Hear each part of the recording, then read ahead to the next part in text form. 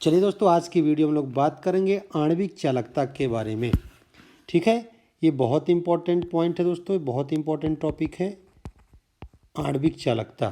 तो आप लोग देखिए कि एक मोल विद्युत अपघट्ट युक्त विलयन की चालकता 1 मोल यूज हुआ है, जबकि हम लोग बात किए थे पिछली क्लासेस में, ठीक है ना, विशिष्ट चालकता 1 घन सेंटीमीटर, किसी पदार्थ के 1 घन सेंटीमीटर की चालकता, वहाँ पर 1 घन सेंटीमीटर की बात हुई थी और यहाँ पर 1 मोल की बात हो रही है। समझ रहे बात को? तो 1 मोल विद्युत अपघट्ट युक्त विलयन की चालकता आणविक चालकता कहलाती है। और यह देखा गया मित्रों कि जो आणविक चालकता होती है, देखो आणविक चालकता को हम किससे व्यक्त करते हैं, ये देखो, ये मैंने लैम्डा बना रखा है, लैम्डा एम से। और लैम्डा जो है, लैम्डा एम आणविक चालकता, M is stand for molar, ठीक है ना, के इंटू भी। के क्या है मित्रों? विशिष्ट चालकता, और भी बता रखा है, देखो ध्यान से, 1 मोल विद्युत अपघट्ट युक्त विलयन का आयतन। यह देखा गया कि जो आणविक चालकता है वो विशिष्ट चालकता और 1 मोल विद्युत अपघट्ट युक्त विलयन के आयतन के गुणनफल के बराबर होता है। के क्या है? विशिष्ट चालकता। भी क्या है? 1 मोल विद्युत अपघट्ट युक्त विलयन का आयतन उसके गुणनफल के बराबर होता है। अब मित्रों, यहाँ पर मैं एक इम्पॉर्टेंट रिलेशन बता रहा हूँ कि आप जानते हो कि मोलैरिटी का परिभाषा आपने पढ़ा है कि molarity equal to N upon V. V किस में है? लीटर में है। तो ये बताओ, हम अगर इसको मिलीलीटर में लिखें तो एन अपॉन हमारे पास क्या हो जाएगा, है ना, आपके पास वी इंटू 1000। बात समझ रहे हो? अब ये बताओ, आपके पास 1 मोल है, ठीक है ना, यहाँ पर मोल कितना हो गया? 1 मोल। मेरी बात समझ रहे हो? तो यहाँ पर देखो ध्यान से, तो आपके पास m इक्वल टू है 1000 अपान भी। तो क्या आप लिख सकते हो इसको? v equal to 1000 upon m। और चूंकि लीटर, आप 1 लीटर को जो है आप लिख सकते हो सेंटीमीटर क्यूब। 1 लीटर, आप पिछली कक्षाओं में पढ़े हैं कि 1 litre equal to 1 centimetre cube. तो आप ये लिख सकते हैं। तो कुल मिला करके आप यहाँ पर ये बोलेंगे कि सर हम यहाँ पर ये लिख लेंगे कि v equal to 1000 upon m centimetre cube. और देखो v का मान आप यहाँ रखेंगे तो आपके पास क्या रिलेशन निकल कर के आ जाएगा मित्रों? ये रिलेशन निकल कर के आ जाएगा, ठीक है ना, ये रिलेशन आपके पास निकल कर के आ जाएगा। के क्या है दोस्तों? यहाँ पर विशिष्ट चालकता है, देखो ध्यान से। एंड भी क्या है? 1 मोल विद्युत अपघट्ट युक्त विलयन का आयतन। अब ये बताओ, ध्यान से देखो, मोल पर लीटर, मोलरता की इकाई क्या होती है? मोल पर लीटर। बात समझ रहे हो? आपके पास मोलरता की इकाई होती है मोल, आपके पास पर लीटर, प्रति लीटर। ये कि आप इसको ऐसे लिखें, मोल प्रति लीटर, मोल प्रति लीटर। अब आप प्रति लीटर में आप ये कह सकते हैं कि आप ये कह लो कि मोल पर सेंटीमीटर क्यूब। यही तो है, 1 लीटर बराबर क्या लिख सकते हो? 1 सेंटीमीटर क्यूब। तो ये बताओ, के की इकाई क्या होती? के इक्वल टू होता है 1 अपान आर, है ना, no, 1 upon rho, not R. K equal to होता है 1 अपान रो, है ना, रो। और रो की इकाई आपने देखा था क्या था? के की इकाई क्या निकल आई? रो की इकाई आपने अलग देखा था, हमने पिछले क्लासेस में निकाल रखे हैं, ठीक है। तो बन जाएगा। तो आप इसकी जगह पर रख सकते हो। देखो ध्यान से, मैं आपको दिखा देता हूँ, मैं तो यहाँ पर लिख दूंगा, लेकिन यहाँ पर मैं आपको दिखा दूँ, ओम इनवर्स सेंटीमीटर इनवर्स, ठीक है ना। यहाँ पर आपके पास किसकी इकाई आई थी? ये आपके पास विशिष्ट चालकता की इकाई आई थी, के की। तो के की जगह में आप क्या लिख सकते हैं? Ohm inverse centimetre inverse. चलो, तो आप लिख सकते हैं के की जगह में यहाँ पास, ठीक है। तो मैं डायरेक्ट यूज़ कर लूँ दोस्तों, लैम्डा एम इक्वल टू, देखो यहाँ पर मैं लिख रहा हूँ ओम इनवर्स और सेंटीमीटर इनवर्स अपॉन, देखो ध्यान से, मोल पर सेंटीमीटर क्यूब। 1 सेंटीमीटर यहाँ पर कट जाएगा, नीचे कितने? 3, तो 3 में 1 चला गया, तो कितने बचे? माइनस का 2 बचा। तो आप इसकी आणविक चालकता की इकाई निकाल सकते हो, ओम इनवर्स मोल ऊपर जाएगा, ये ऊपर जाएगा तो पर मोल हो जाएगा, पर मोल। और ये सेंटीमीटर इनवर्स में है तो ऊपर जाएगा तो नॉर्मल हो जाएगा, तो ये सेंटीमीटर। ये इसकी इकाई निकल करके आ गई, ठीक है ना। क्या इकाई निकल करके आ गई, ओम इनवर्स पर मोल और सेंटीमीटर स्क्वायर इसकी इकाई निकल करके आ गई। चलिए दोस्तों, ये तो हमारे पास था देखो आणविक चालकता। हमने यहाँ पर सारी चीज़ें हमने बहुत ही अच्छे से हमने क्लियर कर लिया है, ठीक है। और जो हमको आगे काम आएगा तो यहाँ पर ओम पर सेंटीमीटर क्यूब, ठीक है।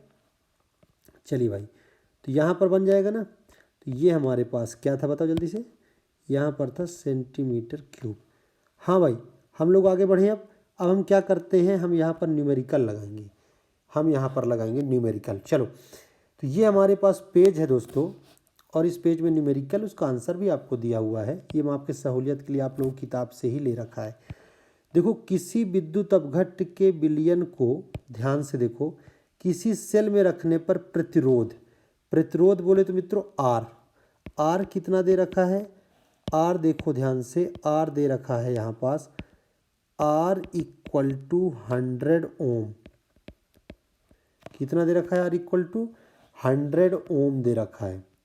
और विलयन की विशिष्ट चालकता ज्ञात कीजिए, और सेल स्थिरांक दे रखा है इतना, ठीक है ना। देखो ध्यान से, सवाल आपके सामने है तो देखो ध्यान से। तो आप क्या जानते हो कि विशिष्ट चालकता इक्वल टू 1/r L/A, हाँ या ना। और ये बताओ सेल स्थिरांक कितना दे रखा है।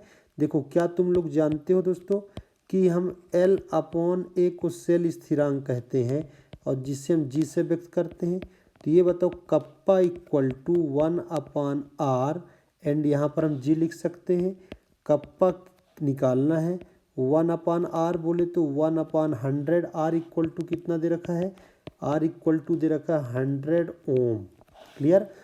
और जी कितना दे रखा है दोस्तों, देखो जी का मान, सेल स्थिरांक का मान, मतलब L/A इक्वल टू जी का मान कितना दे रखा है 2.06 है ना। यहाँ पर दे रखा है 2.06 पर सेंटीमीटर, ठीक है ना, ये दे रखा। तो अब मैं यहाँ पर लिख सकता हूँ, देखो ध्यान से, तो 2.06। ये बताओ, मैं इसको ऐसे लिख सकता हूँ k इक्वल टू, देखो वही है ना 2.06/100, यही चीज़ है यार, देख लो। k इक्वल टू, मैं तुम लोग सहूलियत के लिए बता रहा हूँ, 10 का स्क्वायर कर लो, वही है। और इसको ऊपर ले जाओ तो किस में हो जाएगा 2.06 इंटू 10⁻²। ये कैलकुलेशन आपकी आ गई, इकाई आपके सामने लिखा हुआ है। चलिए, तो ये आंसर है दोस्तों। तो ये देखो ध्यान से, ये 2.06 इंटू 10⁻² पर ओम पर सेंटीमीटर, इसका आंसर निकल करके आ गया। चले आगे बढ़े। चलो, अगला सवाल है कि विद्युत अपघट्य के एक विलयन का विशिष्ट प्रतिरोध, मतलब रो दिया हुआ है। विशिष्ट प्रतिरोध कितना दिया हुआ है, रो आपके पास है मित्रों, कितना दे रखा है 5 इंटू 10⁻3, ठीक है। और आपके पास विलयन की आणविक चालकता का मान ज्ञात कीजिए। अब देखो, आणविक चालकता का मान ज्ञात करना है, तो हम जानते हैं कि आणविक चालकता इक्वल टू, ध्यान से समझो, आणविक चालकता इक्वल टू, आपने देखा था कि k इंटू भी होता है, और आणविक चालकता इक्वल टू ये भी जानते हो कि k इंटू 1000/m होता है, हाँ या ना। अब देखो, तुम विशिष्ट चालकता तुमको क्या क्या दे रखा है, यहाँ पर तुमको दे रखा है विलयन का विशिष्ट प्रतिरोध दे रखा है, मतलब यहाँ पर विशिष्ट प्रतिरोध दे रखा है तुमको, क्या क्या दे रखा है, विशिष्ट प्रतिरोध कितना दे रखा है, हम बात करते हैं। विशिष्ट प्रतिरोध दे रखा है 5 इंटू 10⁻³ ओम सेंटीमीटर, ये दे रखा है। तो तुम बताओ k का मान तुम कैसे निकालोगे, k इक्वल टू 1/, बोलो रो, ये कर दोगे तो k का मान आ जाएगा, है ना। और मोलरिटी कितना दे रखा है, m का मान कितना दे रखा है, देखो ब्रैकेट में m का मान दे रखा है 0.2 मोलर, तो 0.2 मोलर। और तुमको किसका मान निकालना है, k का, और k इक्वल टू होता है 1/रो। और तुमने यहाँ से चीज़ें क्लियर कर ली, ठीक है ना, यहाँ से चीज़ें तुमने क्लियर कर ली। और यहाँ पर क्या जाएगा, तो आप रख लोगे 1 अपॉन 5 इंटू 10⁻³ 3 ऊपर जाएगा मित्रों तो क्या हो जाएगा, नॉर्मल वही है 1000 है ना। या कि ये लिख लो यार 1000 तुमको समझ में नहीं आ रहा तो लो 10⁻, क्या है 10⁻³ बटा 5। ये बताओ इसको हम ऐसा लिख सकते हैं 10 इंटू 10⁻², वही चीज़ है। अरे आसानी करने के लिए यार 1000 को 5 से भाग देना है ना, बटे 5, 5 एक कम 5, 5 दूना 10, तो 2 इंटू 10⁻²। ये किसकी वैल्यू आ गई बोलो, ये आ गई के की वैल्यू, ठीक है ना। ये तुमने के की वैल्यू निकाल लिया और यहाँ पर तुम देख सकते हो कि lambda M equal to 2 into 10⁻², ठीक है ना, इंटू देखो ना यार 10⁻, क्या दे रखा है 2, और इसको तुम लिख सकते हो इंटू 10⁻³ अपॉन 0. बोलो जल्दी से 0.5, कहाँ गया 0.052, ये 2 मोलर।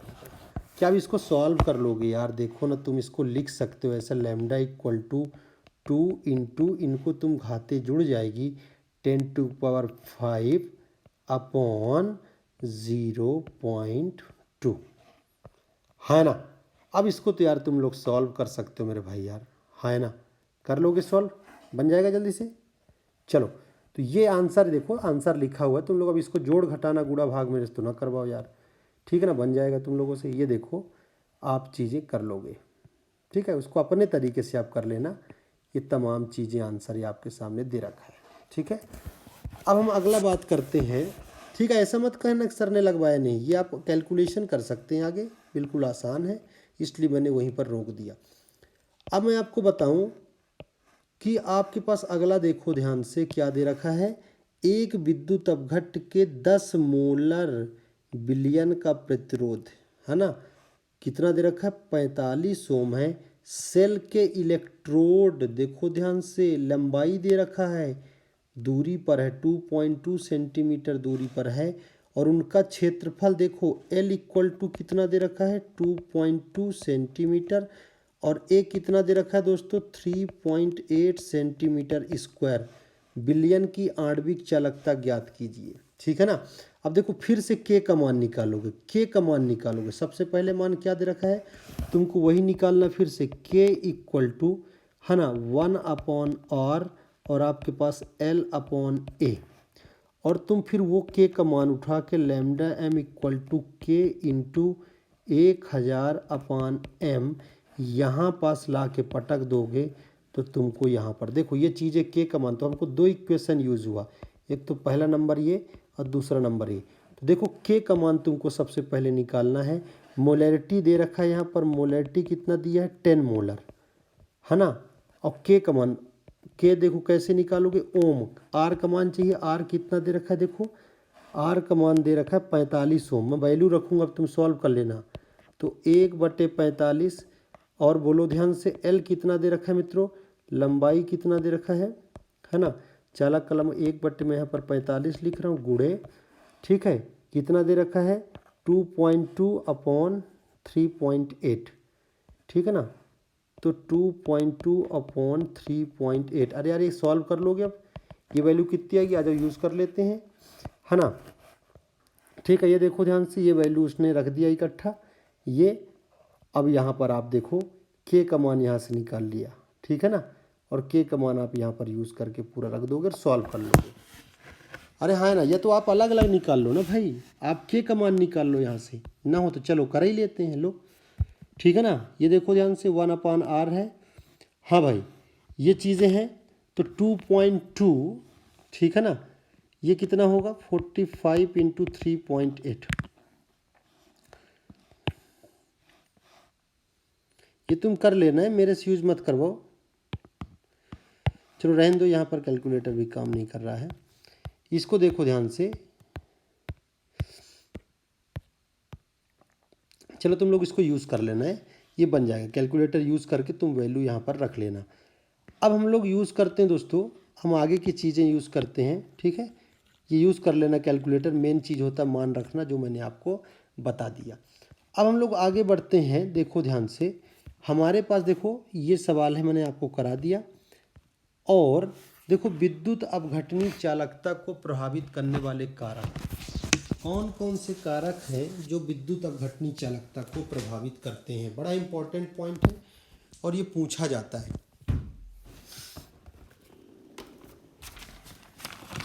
तो देखो ध्यान से, बिलियन में आयनों की सांद्रता। पहला पॉइंट क्या दिया है? बिलियन में आयनों की सांद्रता। एक सेकंड में थोड़ा चार्जर फंसा है। चलिए दोस्तों, तो बिलियन में आयनों की सांद्रता। तो देखो ध्यान से, पहला पॉइंट दे रखा है कि बिलियन में आयनों की सांद्रता ये विद्युत अपघटनी चालकता को प्रभावित करता है। दूसरा पॉइंट आया है आयनों की गतिशीलता, आयनिक मोबाइलिटीज़, है ना। बिलियन में आयनों की सांद्रता, ये बताओ, इसको समझो। तो बिलियन में आयनों, जैसे मान लो तुम्हारे पास एक बीकर है ना, या कि कुछ है, उसमें धन और ऋण आयन जितने ज़्यादा होंगे विद्युत धारा का चालन उतना ज़्यादा होगा कि नहीं होगा? बिल्कुल होगा। तो इसीलिए आयनों की सांद्रता का मतलब है धन एवं ऋण आयनों की संख्या जितनी ज़्यादा होगी विद्युत अपघटनी चालकता का मान उतना अधिक होगा। समझ रहे बात को? तो देखो, किसी विद्युत अपघट के बिलियन में आयनों की संख्या जितनी अधिक होगी बिलियन की विद्युत चालकता का मान उतना ही अधिक होगा। खत्म बात। ठीक है, चलो अगला है आयनों की गतिशीलता। आयनों की गतिशीलता क्या कहता है? मैं अगर बोलूं कि आयनों की गतिशीलता का मतलब है ये धन और ऋण आयन गति करते हो, मूव करते हो, इधर से उधर आते जाते हो। तो ये बताओ, गतिशीलता जितनी ज़्यादा होगी, संख्या जितनी ज़्यादा होगी विद्युत अपघटनी चालकता का मान उतना अधिक होगा। और आयनों की गतिशीलता मतलब उस पर मूवमेंट जितना ज़्यादा होगा, जितना इधर उधर उछल कूद करेंगे उतना गतिशीलता होगी, और गतिशीलता ज़्यादा होने के कारण चालकता का मान बढ़ जाएगा। तो देखो, विद्युत अपघट के बिलियन में आयनों की गति जितनी अधिक होगी या होती है, बिलियन की चालकता उतनी अधिक होती है। ठीक है, अब देखो चालकता को भी कारक प्रभावित कर रहे हैं। आप देखो ध्यान से, चालकता को भी कारक प्रभावित कर रहे हैं। अब देखो ध्यान से, ये जो चालकता है, कौन सी चालकता? आयनों की गतिशीलता। ये कि हम चालकता तो बात कर रहे हैं, आयनों की गतिशीलता, है ना। तो आयनों की गतिशीलता को भी कौन कौन से कारक प्रभावित कर रहे हैं? देखो, पहला है अंतर आयनिक आकर्षण, इंटर आयनिक अट्रैक्शन। अब यहाँ पर हमने बोला विद्युत अपघटनी चालकता को प्रभावित करने वाले कारक, तो दो कारक आए, बिलियन में आयनों की सांद्रता और आयनों में गतिशीलता या आयनों की गतिशीलता। लेकिन आयनों की गतिशीलता को भी कारक प्रभावित कर। देखो, आयनों की गति निम्नलिखित कारकों द्वारा प्रभावित होती है। पहला है अंतर आयनिक आकर्षण। ये बताओ कि कोई लैटिस है, जैसे मान लो कोई जालक है, वहाँ पर प्लस माइनस है, अगर वो प्लस माइनस नहीं टूटेगा तो आयन गति कहाँ से करेंगे?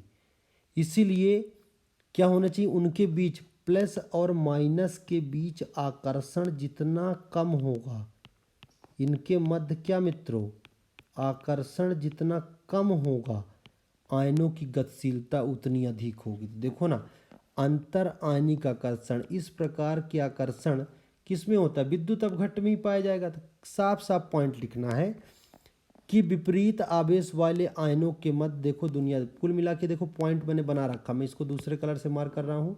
आयनों के मध्य जितना अधिक आकर्षण होगा विलयन की चालकता उतनी कम होगी, और आकर्षण जितना कम होगा चालकता क्या होगा? चालकता उतनी ही क्या होगी?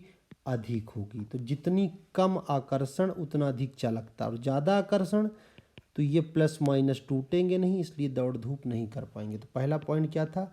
अंतर आयनिक आकर्षण ज़्यादा होने से चालकता का मान कम हो जाता है। क्यों कम हो जाता है? क्योंकि आयनिक गतिशीलता कम हो जाती है। अगला देखो, पहले हम इन पॉइंट्स को पढ़ लेते हैं। देखो, है ना, आयनों का विलायीकरण। अब ये देखो ध्यान से, ये एक पॉइंट है, विलायीकरण। तो विलायीकरण क्या होता है दोस्तों? Solvation of ion. ये बताओ, जैसे हम जानते हैं कि NaCl पानी में आप डिज़ोल्व हो गया, Na प्लस है और Cl माइनस है। पहले तो बताओ आपके पास NaCl का क्रिस्टल है ना, ऐसे करके। तो ये बताओ पानी क्या करता है? Na प्लस और Cl माइनस। ये बताओ पानी आके इसको घेर लेते हैं, और पानी जब घेर लेते हैं तो इसका विलायीकरण हो गया, सॉल्वेशन होगा। विलायीकरण को इंग्लिश में बोलते हैं सॉल्वेशन। और जब विलायीकरण हो जाएगा तो इसका आयन का आकार क्या हो जाएगा, बड़ा हो जाएगा। Cl अभी छोटा था, अब क्या होगा, विलायीकरण के बाद बड़ा हो गया, तो क्या ये घूम फिर पाएगा, नहीं घूम फिर पाएगा। ये बताओ यार, तुम ही लोग भूखे होगे, है ना, खाली पेट अच्छा काम करोगे, खाना खाने के बाद करोगे, बिल्कुल खाली पेट करोगे, तो खाना खाने के बाद तो आराम करने चले जाओगे। ठीक उसी प्रकार जब विलायीकरण हो जाता है तो इन आयनों का आकार जो होता है, इन आयनों का आकार क्या होता है, बढ़ जाता है, बढ़ जाता है, और ये घूम फिर नहीं पाते हैं, है ना, घूम फिर नहीं पाते। जब घूम फिर नहीं पाएंगे मतलब गतिशीलता कम हो गई। बिल्कुल सही, देखो ध्यान से, तो कुल मिलाकर के आयनों का देखो इस प्रभाव में क्या होता है, अभिगमन कम हो जाता है। इस भाषा को मेरे को लिख देना, तो मतलब कुल विलेय पदार्थों के आयनों का विलायीकरण जितना अधिक होगा, विलयन की चालकता का मान उतनी कम होगी। इसी शब्द को लिखना कि विलायक क्या करता है ना, जब विलायीकरण हो जाएगा तो आयनों का आकार बड़ा हो जाता है और इसके कारण वो गति कम कर पाते हैं, गति नहीं कर पाते हैं, और उनकी चालकता का मान कम हो जाता है, क्योंकि गतिशीलता का मान कम हो जाता है। ठीक है, श्यानता क्या होता है, श्यानता विस्कोसिटी कहते हैं हम इंग्लिश में, क्या कहते हैं, विस्कोसिटी। देखो ध्यान से, आपके पास श्यानता, श्यानता मीन्स देखो लिखा है विस्कोसिटी। देखो ध्यान से, विस्कोसिटी क्या होता है, कोई भी द्रव, ये बताओ फर्श पे अगर तुम पानी गिरा दो, है ना, और तुम क्या करो कि तुम तेल गिरा दो, सरसों का तेल गिरा दो, तो ये बताओ जल्दी कौन बहेगा, पानी बहेगा। मतलब पानी की श्यानता कम है, मतलब अपने प्रवाह में ये अवरोध उत्पन्न नहीं कर रहा है। तो मतलब देखो ध्यान से, और ये अपने प्रवाह में अवरोध उत्पन्न कर रहा है, तेल उतना जल्दी नहीं बहेगा। मतलब कोई भी द्रव अपने प्रवाह में कितना ज़्यादा अवरोध उत्पन्न कर रहा है वो उसकी श्यानता कहलाती है। बताओ, तुम ग्लिसरीन डाल दो, ग्लिसरीन तुम जानते हो ना, ये शक्कर का सिरा ले लो, तुम उसको ज़मीन पे डाल दो, क्या वो जल्दी फैलेगा, नहीं फैलेगा। जब नहीं फैलेगा तो मतलब उसकी श्यानता ज़्यादा है। किसकी श्यानता ज़्यादा है, शक्कर के सिरे की। तो देखो, तो ये बताओ जब श्यानता उसकी ज़्यादा मतलब गाढ़ा है तो क्या आयन का मूवमेंट होगा। देखो ध्यान से, आयन का मूवमेंट नहीं होगा क्योंकि आयन चिपके हुए होंगे। देखो ध्यान से, मतलब श्यानता जितनी ज़्यादा होगी, देखो अधिक उच्च श्यानता, यहाँ पर साफ साफ लिखा है, उच्च श्यानता वाले विलायक में विलेय पदार्थों की चालकता का मान कम होता है क्योंकि उनकी सांद्रता खुद ज़्यादा होती है, तो धनायन और ऋणायन आपस में पास पास ही होते हैं, चिपके होते हैं। समझ गए बात को। तो श्यानता का मान बढ़ने से क्या होता, आयनिक गतिशीलता कम हो जाती है। ठीक है, ताप का प्रभाव, ध्यान से देखो, ताप बढ़ाने पर आपके पास आयनों की गतिशीलता बढ़ जाती है, देखो, और चालकता बढ़ जाती है, क्योंकि जब ताप बढ़ाओगे तो ताप बढ़ाने से क्रिस्टल लैटिस टूटते हैं। ठीक है ना, तो हमने क्या क्या पॉइंट देखा भाई, तो कुल मिला के ताप बढ़ाने पर क्या होगी, चालकता का मान बढ़ता है। आ जाओ, तो विद्युत अपघटनी चालकता कौन कौन से कारक प्रभावित किए, पहला है आयनों की सांद्रता, आयनों की गतिशीलता, ये दोनों ही क्या करेंगे, विद्युत अपघटनी चालकता को बढ़ा देंगे। लेकिन आयनों की गतिशीलता को भी कौन कौन से कारक प्रभावित किए, देखो, अंतरायनिक आकर्षण, आयनों का विलायीकरण, विलायक की श्यानता और ताप। ये बताओ गतिशीलता को कौन कौन कम करता है, आकर्षण कम करता है, आकर्षण जितना ज़्यादा होगा गतिशीलता उतनी कम होगी। आयनों का विलायीकरण जितना ज़्यादा होगा गतिशीलता उतनी कम होगी। श्यानता जितनी ज़्यादा होगी गतिशीलता उतनी कम होगी। मतलब ये तीनों ही कारक गतिशीलता को कम कर रहे हैं। तो ये जान लो कौन कम करता है, कौन ज़्यादा करता है, एक्सप्लेनेशन अपने आप लिख सकते हो, बाद में आपको रटने की ज़रूरत नहीं है। ताप क्या होता है, गतिशीलता बढ़ाता है। चलो अब हम देखते हैं दोस्तों, ये पॉइंट हमारे पास हो गई, है ना। अब देखो ध्यान से, चालकता पर तनुता का प्रभाव, बहुत इंपॉर्टेंट पॉइंट है, चालकता पर तनुता का प्रभाव। ध्यान से देखो, तो हम बात करते हैं विशिष्ट चालकता पर, हम इस पर बात कर रहे हैं, विशिष्ट चालकता पर तनुता का प्रभाव, है ना। और हम बात करेंगे आणविक चालकता पर तनुता का प्रभाव। विशिष्ट चालकता क्या होती है मित्रों, एक किसी पदार्थ के 1 घन सेंटीमीटर की चालकता, विशिष्ट चालकता क्या होती है ना, किसी पदार्थ के 1 घन सेंटीमीटर की चालकता होती है, 1 घन सेंटीमीटर की चालकता। देखो ध्यान से, विशिष्ट चालकता क्या होती है, 1 घन सेंटीमीटर विलयन में उपस्थित आयनों की चालकता विशिष्ट चालकता कहलाती है। तो ये बताओ 1 घन सेंटीमीटर बोले तो 1 लीटर यार, 1 क्यूब का मतलब क्या है, 1 लीटर। बिलियन में जितने आयन होंगे, 1 लीटर बिलियन में जितने आयन होंगे। ये बताओ जब तनु करोगे तुम पानी मिलाओगे तो ये बताओ 1 घन सेंटीमीटर मतलब 1 लीटर में जो आयन होंगे उनकी संख्या कम होती जाएगी और विशिष्ट चालकता का मान तनुता बढ़ाने पर कम होता जाएगा। तो ये तो पहले भेजे पर बात बैठा लो कि विशिष्ट चालकता का मान तनुता बढ़ाने पर कम होता है, जबकि आणविक चालकता का मान तनुता बढ़ाने पर अधिक होता है। क्या क्या बोला मैंने, विशिष्ट चालकता का मान तनुता बढ़ाने पर कम होता है और आणविक चालकता का मान तनुता बढ़ाने पर अधिक होता है। इस बात को तुम भेजे में बैठा लो। अब विशिष्ट चालकता का मान तनुता बढ़ाने पर कम क्यों होता है, क्योंकि विशिष्ट चालकता 1 घन सेंटीमीटर की चालकता होती है। किसी पदार्थ में 1 घन सेंटीमीटर की चालकता होती है, ठीक है ना। और जैसे जैसे तुम तनु करोगे, है ना, पानी मिलाओगे तनु होगा, तो 1 घन सेंटीमीटर में उपस्थित जो आयन होंगे उनकी संख्या कम हो जाएगी। जब उनकी संख्या कम हो जाएगी तो विशिष्ट चालकता का मान कम हो जाएगा। चलो अब ये बताओ, यहाँ पर देखो साफ साफ मैंने बता रखा है, क्या क्या लिख रखा है, देखो विशिष्ट चालकता, यही पॉइंट जो मैं लाइन खींच रहा हूँ वही लिखना है। विशिष्ट चालकता 1 घन सेंटीमीटर बिलियन उपस्थित आयनों की चालकता होती है।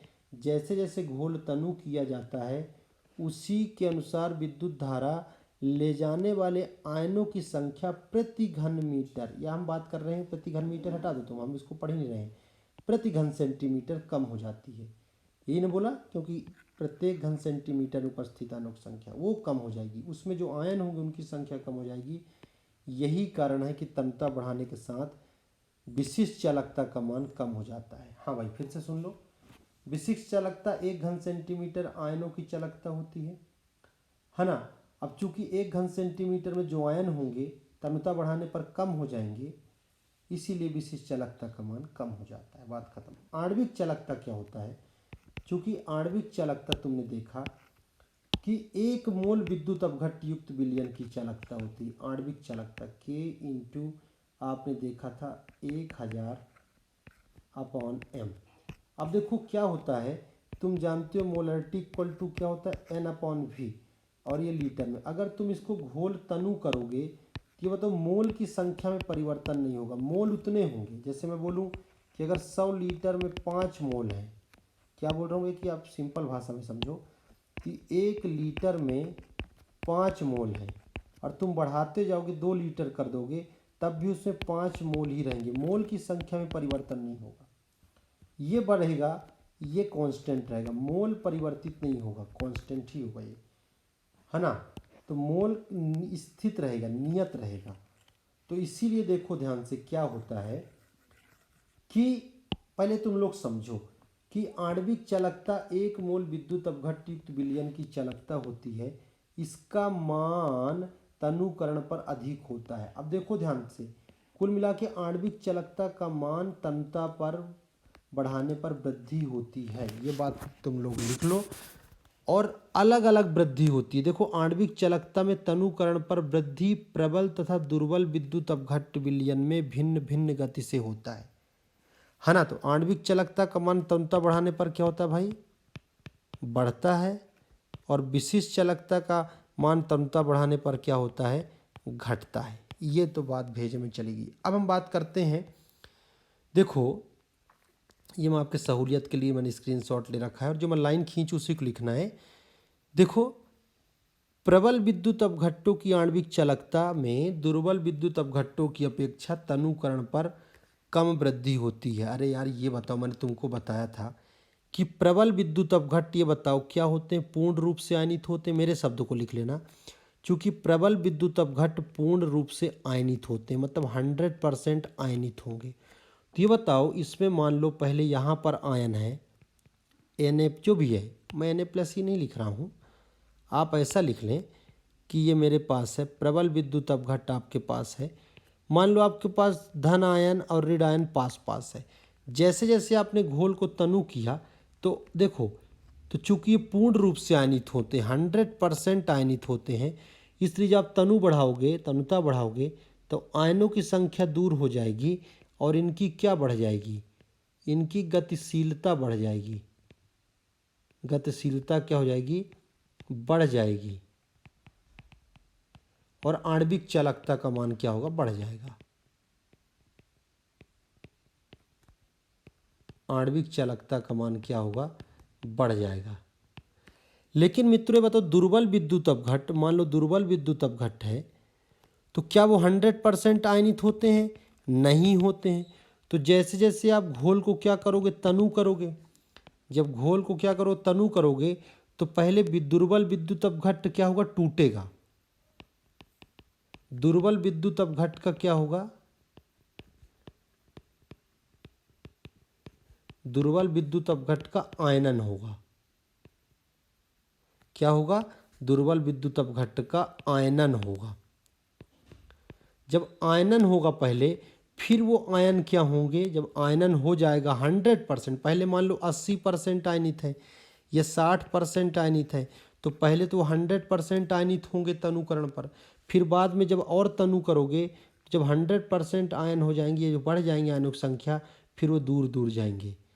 तो इसीलिए इसमें क्या होती, इसमें वृद्धि उतनी देखने को नहीं मिलती। प्रबल विद्युत अपघट्ट में ज़्यादा होता तो आयनों की संख्या उतनी रहती है और आयन दूर दूर हो जाते हैं। लेकिन दुर्बल विद्युत अपघट्ट में क्या होती है, आयनों की संख्या में वृद्धि होती है।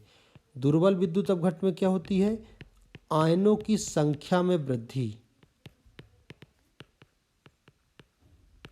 आयनों की संख्या में वृद्धि होती, वृद्धि नॉट वृद्धि, वृद्धि, ठीक है ना, वृद्धि होती है, ठीक है ना।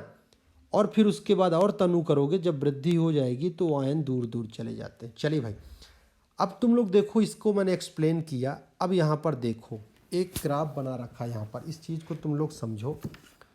इसको देखो, प्रबल विद्युत अपघट्ट, देखो तनुकरण पर तुम देखो क्या होता है मित्रों, तनुकरण पर आणविक चालकता में परिवर्तन का स्पष्टीकरण। सबसे पहला स्पष्टीकरण हम ले रहे हैं प्रबल विद्युत अपघट्ट के लिए। जो मैं लाइन खींचूं उतना ही लिखना है, उसके अलावा कुछ नहीं लिखना है। अब जो लाइन को मैं बोल रहा हूँ उसको तुम देखो कि प्रबल विद्युत अपघट्ट प्रत्येक सांद्रता पर पूर्ण रूप से आयनित होते हैं, बोल चुका हूँ। अतः इनके विलयन में तनुता के साथ आयनों की संख्या में परिवर्तन नहीं होता है। उच्च सांद्रता पर आयनों के अधिक घनत्व, बिल्कुल सही है, उच्च सांद्रता है तो आयन पास पास होंगे, जिनके कारण अंतर आयनिक आकर्षण या नोन क्रिया अधिक रहती है। आप अपनी भाषा में लिखें, इस किताब के लैंग्वेज को ना लिखें। ये बताएं कि उच्च सांद्रता पर आयन पास पास होंगे, घोल को तनु करोगे, अब तनुता बढ़ाओगे तो आयन दूर दूर हो जाएंगे, गतिशीलता अपने आप बढ़ जाएगी और विद्युत चालकता का मान बढ़ जाएगा। बस ये लिखना है। अब इसको पढ़ रहे हैं हम। इसके कारण आयनों की गतिशीलता कम रहती है। तनुता वृद्धि पर आयन एक दूसरे से दूर हो जाते हैं, जिससे आयनों की गतिशीलता में वृद्धि हो जाती है, बिल्कुल सही है। इस प्रकार तनुता वृद्धि पर आणविक चालकता क्या होता है मित्रों, आणविक चालकता, ठीक है ना, में वृद्धि होती है। शून्य सांद्रता एक ऐसा आएगा कि बिल्कुल इनफाइनाइट डाइल्यूशन हो जाएगी। बहुत तुमने इतना डाइल्यूशन, इतना पानी मिला दिया, इतना, है ना। शून्य सांद्रता पर आणविक चालकता का मान, उस समय जब अनंत तनुता पर बहुत ज़्यादा तुमने पानी वगैरह मिला दिया, सांद्रता सही ना, तो उस समय आणविक चालकता का मान निश्चित हो जाएगा। ध्यान से समझो, देखो शून्य सांद्रता का मतलब क्या, तुमने बिल्कुल बहुत ज़्यादा तनु कर दिया। शून्य सांद्रता पर आणविक चालकता का मान निश्चित हो जाता है, और यह जो मान होता है मित्रों, इसे कहते हैं अनंत तनुता पर आणविक चालकता। उस समय जो चालकता ज्ञात करोगे उससे हम बोलते हैं अनंत। तो दो चीज़ें निकल करके, ये मोलर कंडक्टिविटी आणविक चालकता है, और ये क्या है, अनंत तनुता पर आणविक चालकता है। इसका मान समझ रहे हो, इसका मतलब क्या, अनंत तनुता। ये तो आणविक चालकता है, और ये क्या है, अनंत तनुता पर आणविक चालकता है। अनंत तनुता पर आणविक चालकता क्या, जब तुमने बहुत ज़्यादा डाइल्यूशन कर दिया, बहुत ज़्यादा पानी मिला दिया, है ना, तो अनंत तनुता पर आणविक चालकता, या इसे हम कहते हैं लिमिटिंग मोलर कंडक्टिविटी, सीमांत आणविक चालकता कहते हैं। अब देखो सीमांत आणविक चालकता का मान, ध्यान से समझो, इस चीज़ को तुम समझो, ये एक लाइन यूज किया है। देखो सीमांत आणविक चालकता का मान प्रबल विद्युत अपघट्टों में, ये बहिर्वेशन, बहिर्वेशन का मतलब एक्स्ट्रापोलेशन, तुमने डाट यहाँ पर देखो एक टाइट्रेशन कराया और उसको पीछे तुमने अनुमान लगा लिया, देखो एक्स्ट्रापोलेशन कहलाए। ठीक है ना। बहिर्वेशन द्वारा ज्ञात किया जा सकता है आणविक चालकता। देखो ध्यान से, अनंत अंतर पर जो आणविक चालकता है उसे डीवाई हकल एवं अनसागर ने संबंध स्थापित किए। पूछा जाता है डीवाई हकल अनसागर इक्वेशन क्या होता है। तो कौन कौन से साइंटिस्ट हैं? डीवाई हकल व अनसागर। देखो ध्यान से, इसे कैसे व्यक्त करते मित्रों?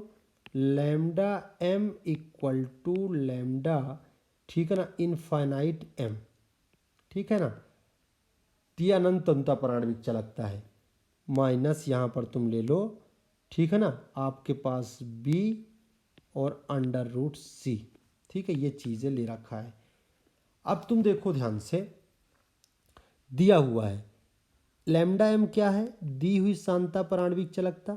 लैम्डा इनफाइनाइट एम, मैं इनफाइनाइट एम प्रदर्शित कर दिया, आप वो यूज़ करो जो मैं यहाँ पर बताया हूँ। अनंत अंतर पर आणविक चालकता। बी क्या है दोस्तों? ये पूछे जाते हैं। बी एक स्थिरांक है जो विलायक की विस्कासिता तथा पैरा वैद्युत स्थिरांक पर आधारित होता है। बी क्या है? स्थिरांक है, यहाँ पर ये पूछ लिया जाता है, जो विलायक की विस्कासिता तथा पैरा वैद्युत स्थिरांक पर आधारित होता है। सी क्या है दोस्तों? विलयन की सांद्रता कहलाती है। सी क्या है? विलयन की सांद्रता कहलाती है ना। तो देखो सी विलयन की सांद्रता है यहाँ पर। और एक ग्राफ देखो मित्रों जो आपके सामने लिखा है ना, ये जो ग्राफ बना हुआ, मैं इसको बना रहा हूँ, देखो ये ग्राफ आपके सामने है, ये ग्राफ, ठीक है ना। और इस ग्राफ में देखो ये आपके पास है कि लैम्डा एम जो है, लैम्डा एम और रूट सी के मध्य ग्राफ खींचा, ठीक है, लैम्डा एम और रूट सी के मध्य ग्राफ खींचा, और आपको एक ये लाइन आपको मिली, ठीक है ना, ऐसे करके आपको देखो एक लाइन मिल रही है, ये आपने पीछे उसको मिला दिया, वो एक्स्ट्रापोलेशन कहलाया, ठीक है। डीवाई हकल अनसागर इक्वेशन क्या कहता है कि lambda M equal to lambda infinite M minus B और अंडर रूट सी, ये डीवाई हकल अनसागर इक्वेशन है। लैम्डा एम क्या है? ठीक है ना, दिए हुए सांद्रता पर आणविक चालकता, जो सांद्रता दिया होगा, दिए हुए सांद्रता पर आणविक चालकता। लैम्डा इनफाइनाइट एम क्या है दोस्तों? अनंत अंतर पर आणविक चालकता। बी क्या है? एक स्थिरांक है जो विलायक की विस्कासिता और पैरावैद्युत स्थिरांक पर आधारित है।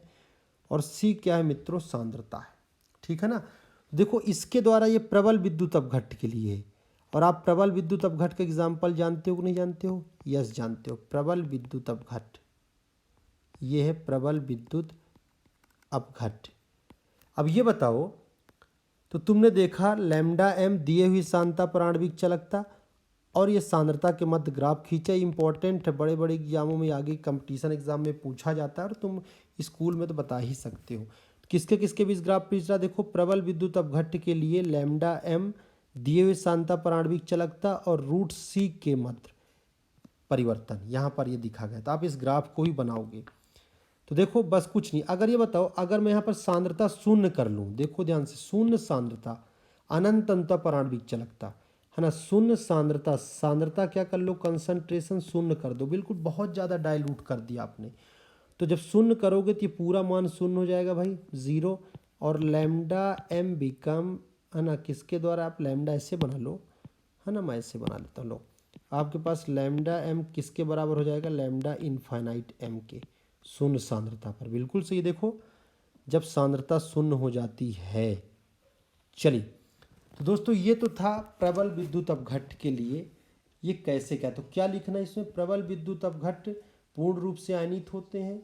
जब सांद्रता अधिक होती है तो आयन पास पास होते हैं, गतिशीलता कम होती है, लेकिन जैसे घोल को तनु किया जाता है, विद्युत अपघट्ट के विलयन को तनु किया जाता है, आयन दूर दूर चले जाते हैं।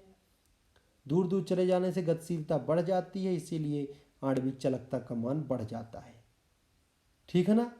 और जब एक समय ऐसे आएगा तो उन्हें बहुत ज़्यादा डाइल्यूशन कर दिया, उस समय आणविक चालकता का मान निश्चित हो जाएगा, जिसे अनंत अंतर पर आणविक चालकता या सीमांत आणविक चालकता कहते हैं। और इसको, ये जो इसका जो मान है वो डीवाई हकल अनसागर ने निम्न संबंध या निम्न इक्वेशन या निम्न समीकरण द्वारा ज्ञात किया और ये ग्राफ भी बनाया। चलिए दोस्तों, मैंने आपको बता चुका है कि दुर्बल विद्युत अपघट्ट पूर्ण रूप से आयनित नहीं होते हैं। तो जैसे जैसे आप तनुता बढ़ाओगे, देखो ध्यान से, दुर्बल विद्युत अपघट्ट के लिए आप ध्यान से देखो, मैं दूसरे कलर के यहाँ पे यूज कर लेता हूँ। दुर्बल विद्युत अपघट्ट पूर्ण अपघटन नहीं होता है। तन्यता वृद्धि के साथ साथ आयन अधिक होता, आयनों की संख्या में परिवर्तन होता है इसमें, जबकि प्रबल विद्युत अपघट्ट में आयनों की संख्या में परिवर्तन नहीं हो रहा था। तो आयन अधिक होता है और अनंत तन्यता पर इसका आयनन अधिकतम होता है। जब आप अनंत तन्यता कर दोगे तो आयन का मान अधिक हो जाएगा। तन्यता वृद्धि के साथ आयनों की संख्या में वृद्धि के कारण दुर्बल विद्युत अपघट्ट की विलयन की आणविक चालकता में वृद्धि बहुत अधिक होती है, वृद्धि होते रहता है। और तन्यता बहुत अधिक होने पर यह वृद्धि बहुत अधिक हो जाता है, मतलब ये भी नहीं है कि आप तन्यता एक स्थाई के बाद वो बढ़ जाए, वो बढ़ते ही जाता है। इसका कारण तन्यता पर क्या होता है, आयनों की संख्या में देखो वृद्धि होती है। तो मैं आपको बताऊं, प्रबल विद्युत अपघट्ट में आयनन कांस्टेंट थे, तो एक समय के बाद उसकी आणविक चालकता निश्चित हो गई शून्य सांद्रता पर। लेकिन यहाँ पर ऐसा नहीं है, आयन की संख्या बढ़ती जा रही है और वो उस पॉइंट पर पहुँचे ही नहीं है अभी तक। इसीलिए मित्रों, हम दुर्बल विद्युत अपघट्ट के लिए आणविक चालकता का मान, जो एक्स्ट्रापोलेशन हमने यहाँ पे निकाला है ना, ये इसके द्वारा हम ज्ञात नहीं कर सकते हैं। दुर्बल विद्युत अपघट्ट की जो सीमांत आणविक चालकता है ना, या कि अनंत तन्यता पर आणविक चालकता है, ये मान हम एक्स्ट्रापोलेशन द्वारा ज्ञात नहीं कर सकते हैं और एक नियम द्वारा ज्ञात करेंगे, जो हम अगली क्लास में पढ़ेंगे, जिसे हम कहते हैं कोलरॉस का नियम। बहुत इंपॉर्टेंट नियम मित्रों ये कोलरॉस का नियम, ठीक है ना। तो देखो, और ये ग्राफ तो महा इंपॉर्टेंट समझो, अभी पढ़ लो, आगे भी काम आता है। इसके बीच अगर हम लैम्डा एम है ना, दिए हुए सांद्रता पर आणविक चालकता और सांद्रता के मध्य ग्राफ खींचे, तो ये ग्राफ कैसा रहा देखो ध्यान से, ऐसा ग्राफ आ रहा है, ठीक है ना। कैसा ग्राफ आ रहा देखो, अभी मैंने आपको बताया है ना, ये आपके पास देखो ध्यान से, ग्राफ आपका आ रहा है ऐसा ग्राफ। ये देख लो, किसके किसके बीच ग्राफ खींच रखा है बोलो, लैम्डा एम दिए हुए सांद्रता पर आणविक चालकता और ये सांद्रता का जो रूट है इसके मध्य जो ग्राफ खींचा है, ये निकल कर के आ रहा है। हाँ भाई, और जबकि आपके पास जो प्रबल विद्युत अपघट्ट था, मैंने आपको बताया था, उसके लिए ग्राफ कैसा आ रहा था, ऐसा आ रहा था। देखो ध्यान से, उसके लिए ग्राफ था, ये एक्स्ट्रापोलेशन द्वारा ज्ञात किया जा सकता था, है ना। किसके किसके बीच ग्राफ था, lambda M and root C, and ये आपके पास देखो। हाँ भाई, आज तक इतना ही, ये चीज़ें बन ही जा